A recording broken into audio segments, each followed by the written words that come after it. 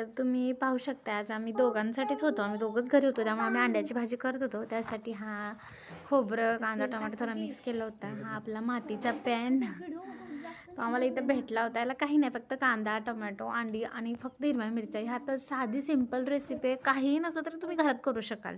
आणि माझ्या मिस्टरांनी केल्या बरं का. हे भाजीसाठी साईडला थोडं गरम पाणी केलं होतं.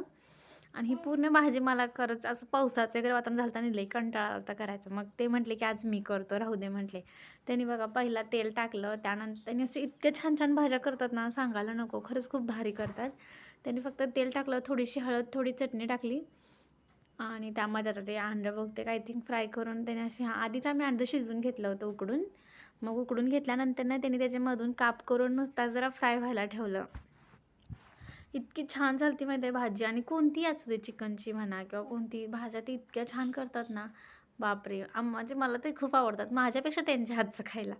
आपण रोज रोज आपल्याच हातचं खाऊन आपण थोडं कंटाळतो. मग असं दुसऱ्यांनी एक दिवस जरी करून दिलं तरी ते इतकं भारी वाटतं माहिती आहे. मला तरी लय भारी वाटते खरंच.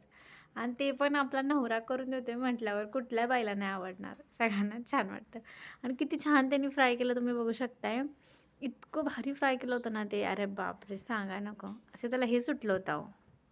लय भारी करतात फ्राय कोणतंही काम. त्यानंतर त्यांनी त्याच तेलामध्ये ॲडिशनल तेल त्याने अजिबात ॲड केलं नाही. त्याच तेलामध्ये कांदा, टोमॅटो असं परतून घ्यायला लागल्यात. स्टार्टिंगला जे तेल टाकलं होतं त्यातच, आणि हिरवी मिरची पण त्यात टाकल्या बघा. दुसरं काहीच नाही, फक्त कांदा, टोमॅटो, हिरवी मिरची. हे काही प्रत्येकाच्या घरी नॅचरल म्हणजे जनरली असतेच.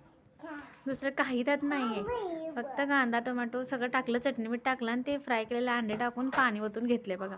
आणि ती भाजी इतकी छान दिसत होती म्हणून सांगू आई शपथ, सांगाय नको एवढी भारी झाली त्या.